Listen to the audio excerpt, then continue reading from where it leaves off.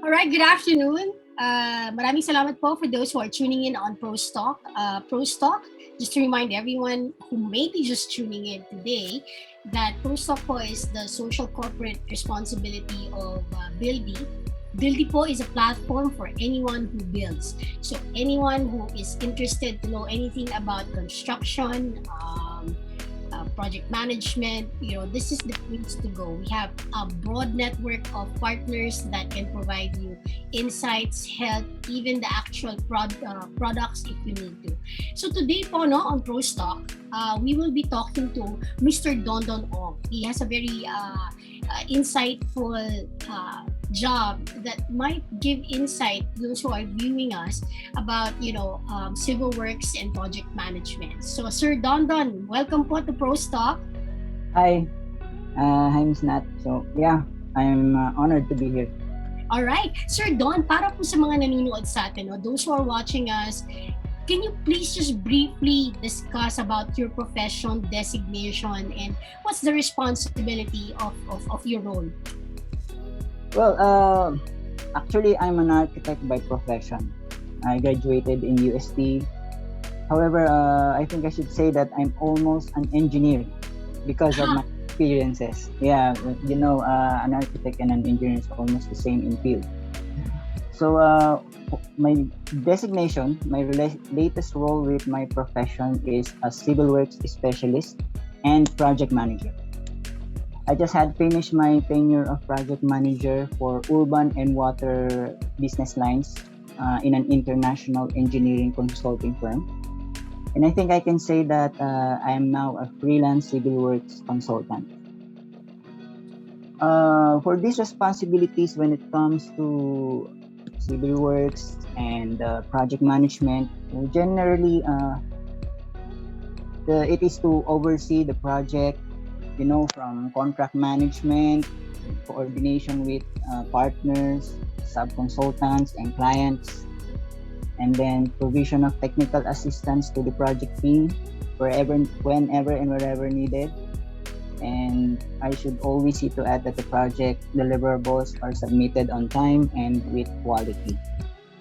And of course, do meetings, consistent reporting to leadership and top management. All right, sir. So I think it's a full-on interesting job responsibility. So sir, you mentioned that you are a civil works specialist and right now you're acting in a capacity of a consultant. Yeah. So can you just help us understand? Kasi you also mentioned you're an architect and borderline engineer, if I may. So ano po ba ang being an architect or an engineer, how is it significant in being a civil works specialist or a project manager? I think since these are a technical profession, I think both fields, architect or engineer, can perform the role of a civil works specialist or a project manager. It's really up to the experience. So, if you have the experience of all the civil works components, then you can be a civil works specialist. And I believe there's just a very thin line between an architect and an engineer. With the right amount of experience, they can do the same task. It's just normally architects are more on the architectural layouts, whilst engineer, in particular to civil engineers, they are more on structural design and construction. However, as the current norm, if you will check hiring of employers, in particular to construction firms, they are basically looking for engineers, and that the architect role just fall off on an equivalent profession to engineers. But as for the question, you can be both either architect or an engineer. You can be a civil works specialist or a project manager. All right. So is there any specific reason why it is more desirable to have an architecture background or an engineering background to be a civil works or a project manager? Yes, of course. Because pertaining to civil works, it's almost basically the same as a civil engineer. Like the term civil these are very connected to construction. So you really have to have a technical background of an architect or an engineer. All right. So, sir, in your field, what is it that you specialize on? Well, being a specialist, of course, I am an expert of civil works. So for civil works, it does not only really pertain to construction. For this kind of job, it starts with project development down to completion of construction and even operations and maintenance. So for project development, this is the phase where you can where you will do feasibility studies, site assessments, even geotechnical assessments, researches, so many researches. And then after you have developed the project, you already have created the design or a concept. So you will turn it into a detailed engineering. So, ito yung mas maraming part na ginagawa talaga ng mga engineers. Dinidesign yung buong project. No? Drawings, estimates, specification of materials. And then after you complete it, you will turn it into procurement or contracting. So sometimes kung this will be translated into construction, then you will hire contractors. But if the project is a feasibility study or implementation role only, you don't have to do construction, then you just have to do management. But of course, everything will transform into completion. So in completion, there's always a requirement pattern. So the engineering part doesn't stop on the construction only. So there is a completion phase, and then some also requires operations and maintenance, wherein the engineers of a company will also do the operation and the maintenance of that certain project. Right. So, sir, I think would you say that between a residential, commercial offices and civil, is there can you categorically say that there is one that is more complex than the other or more difficult than the other, or are they all the same? Well, in my experience, I don't know if everybody will agree. As of my experience with different companies, when you say residential complex, subdivisions, the difficult thing there is the planning of the overall area.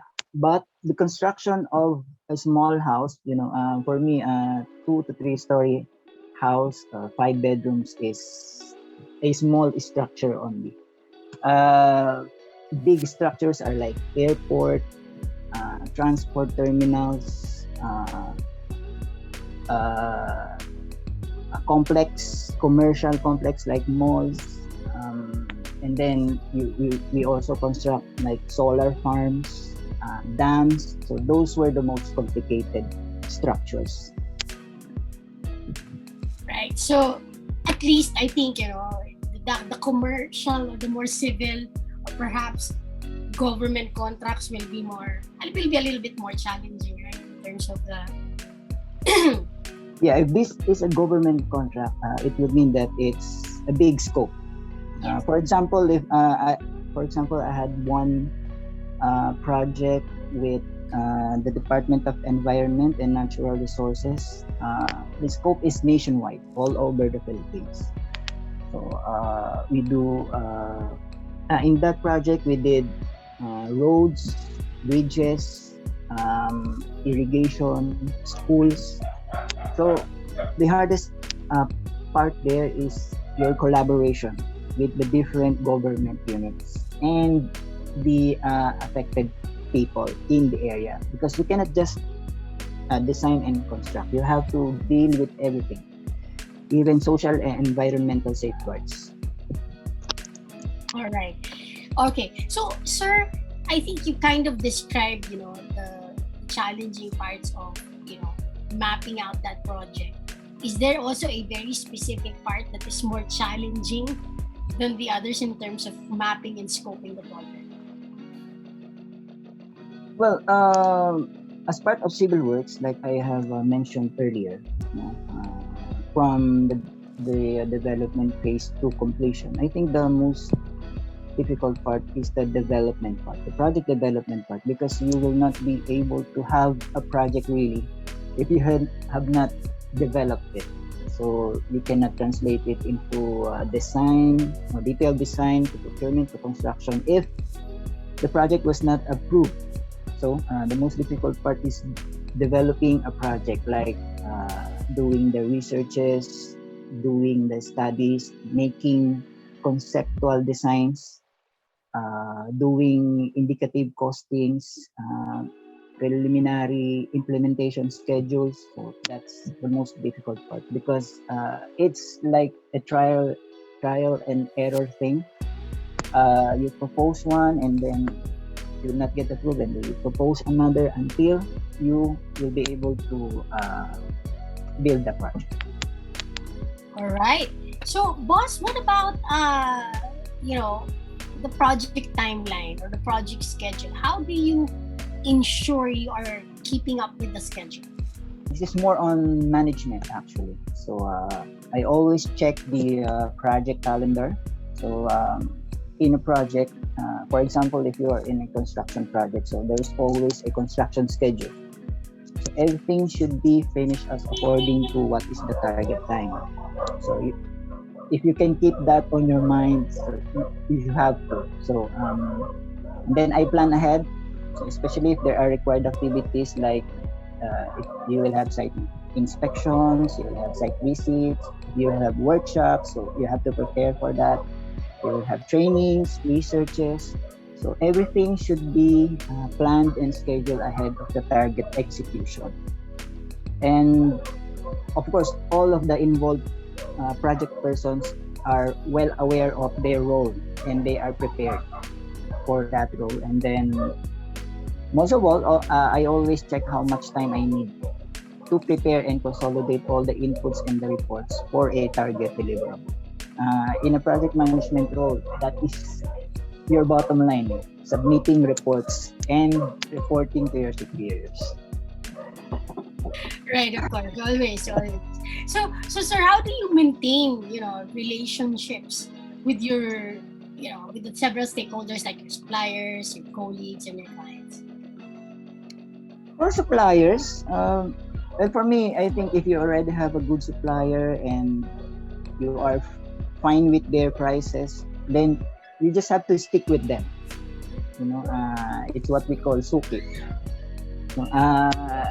You already have this supplier with you, then you will keep them close to you. You'll certainly minimize your problems on the availability of materials and supplies that you need. And then for colleagues and employees, of course, you have to maintain a good working relationship with them. I know at work you should be professional, but to have a good working relationship with your colleagues, you should give them time also. So you can join them on some occasions, eat with them, chat with them, and have some fun. As we know, work with no fun is boring. Of course. And Definitely. For clients naman, this is, I think, the hardest part of your working relationship. Sometimes you really have to deal with your client. There are clients that are very strict. There are clients that it's you are chasing them. So especially if you are dealing with government agencies, usually the project gets delayed. So in my experience, they have different ways. So if I can say that, you should be able to see what they want. Well, of course, what they want with the project, what they want to do, what they need. Sometimes it's out of your what you call this, the TOR, the terms of reference of your contract, but you still have to do it just to please them. Right. So bottom line, as long as you are providing the deliverables of your project in a timely manner to your clients, then I think your client will be happy. All right. Sounds good, sir. All right. I guess there's just one last question, boss, no, that was laid out here. It's more for those who are watching us who are in the same field. What tips can architects and engineers who have plans that started pursuing consultancy and project management? What is your tip? Because right now you're also practicing as a consultant. What are the tips that you can give them? Well, actually, the consultant term is just a term that you are a specialist being contracted to a certain project. Mm-hmm. So consultants can vary in different fields, like for environmental consultant, social safeguard consultant, financial consultant, economist, can be a solid waste management consultant. For me, I'm a civil works consultant. So to be able to get to that position, generally I think they just have to pursue their field. No? Don't waste your precious work time. Every day is an add to your experience. So you will always learn something new each day. Just keep on gaining the experience and listen well and perform well. By the time you already have those experiences and the wits, you can be a consultant or a manager. Well, thank you for that, Sir Don. As we conclude today's program for ProsTalk, sir, can you just quickly share with our viewers, your for instance, your LinkedIn, your mobile number, or again, your email number, or how can they talk to Sir Don if they have questions, or if perhaps they want to hire you as a consultant? Yeah, well, yes, I'm an expert of civil works consultancy and project management. So if they want to hire me or get my services, they can contact me via my email address, dondon.b.ong@gmail.com. I think we can let them see that on the screen. And then from my mobile number, they can also contact me. Number is 0999-881-3072. That's my smart number, and my globe number is 0995-920-4277. And they can also check my LinkedIn account. Just look for the profile name Dondon Ong. All right. Thank you so much, Sir Don, for your time today. For those who are tuning in ProsTalk, if you want to know more about civil works and any idea on maybe you need help on a project, so please do get in touch with Sir Dondon Ong. The information is on Buildy ProsTalk, and it's going to be shown in your screen, so you know how to get in touch with him. Again, Sir Don, marami po salamat for your time today. Yeah, thank you so much also. I'm glad to be here. All right. Thank you. Thank you.